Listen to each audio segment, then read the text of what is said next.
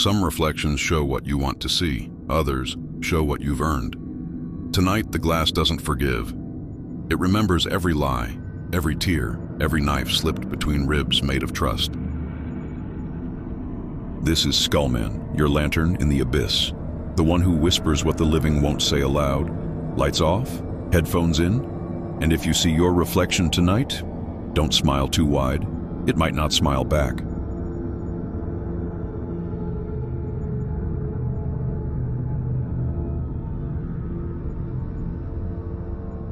If you're new here, subscribe and ring that bell. We serve fresh nightmares weekly. No cheap screams, just the kind of cold that settles in your bones, like if dread finds you tonight. Comment your own betrayal stories, if you can stomach reliving them. Now, let's meet Elena and the man she thought she'd buried alive. Daniel was the sort of man people called too good. Quiet carpenter, fixed things for neighbors for free, saved every penny for the house he and Elena would share. He proposed with his grandmother's ring, simple gold etched with tiny vines.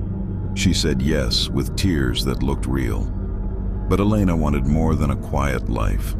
She wanted the flash, the attention, the rush of being desired. So she took everything. One night, Daniel came home early from a job, found her in their bed with his best friend. Not just once, a year of it. She laughed when he walked in, called him pathetic, said he'd never been enough, that the ring was cheap, like him. She didn't just leave. She ruined him, told mutual friends he'd been abusive, bruises she faked with makeup, froze their joint account, sued for the house he'd rebuilt with his hands, took the dog he'd rescued, and when the court favored her, she was prettier, better at crying on cue. She texted him one last time. Move on, loser. No one will ever want your sad little life. Daniel didn't fight back. He just faded, quit jobs, stopped eating much, stood in the empty apartment staring outside the window. 3 months later, they found him hanging in the bedroom. Note said only, "Look in the mirror, Elena." Really? Look. The funeral was small.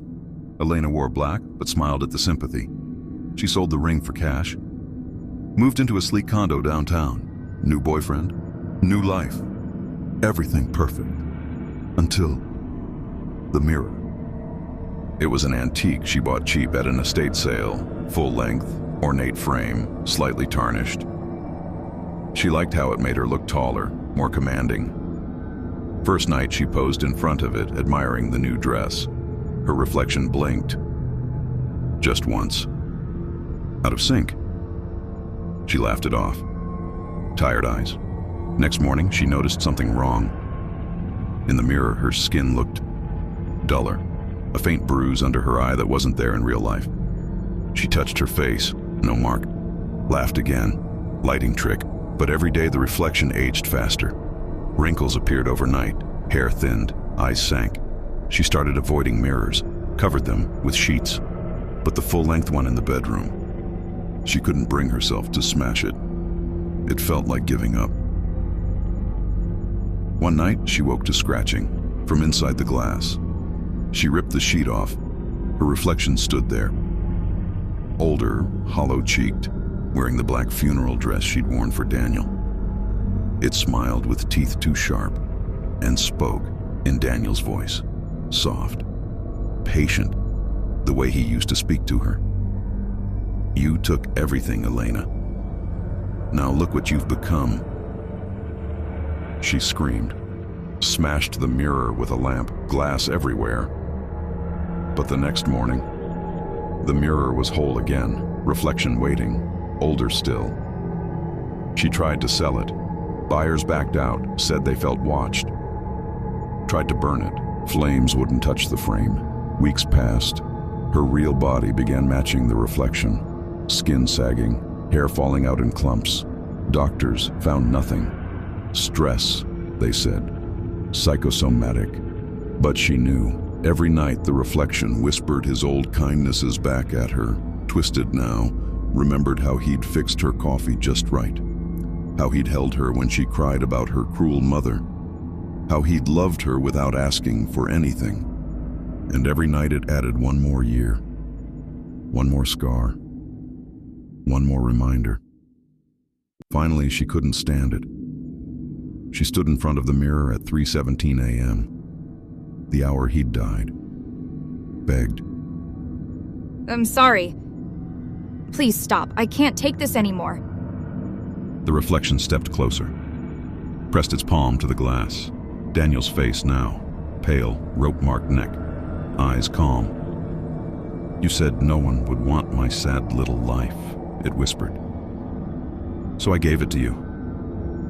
The hand reached through, not breaking glass, just passing. Cold fingers wrapped around her throat. She clawed, screamed, but the reflection pulled and pulled. When police arrived the next day, called by a worried neighbor, they found Elena on the floor, dead, eyes wide, throat bruised with handprints. No one else in the apartment. The mirror stood intact, clean, her reflection gone. But if you look closely, in the deepest part of the glass, a faint outline, a man, smiling quietly, finally at peace, because revenge isn't always loud. Sometimes it's patient, silent, and it waits until you see yourself clearly. Sweet dreams, or whatever remains of them. If that one hit hard, like, subscribe, share your thoughts below. Would you look in the mirror after that? Next nightmare drops soon. Stay in the shadows, or don't. SkullMan, out.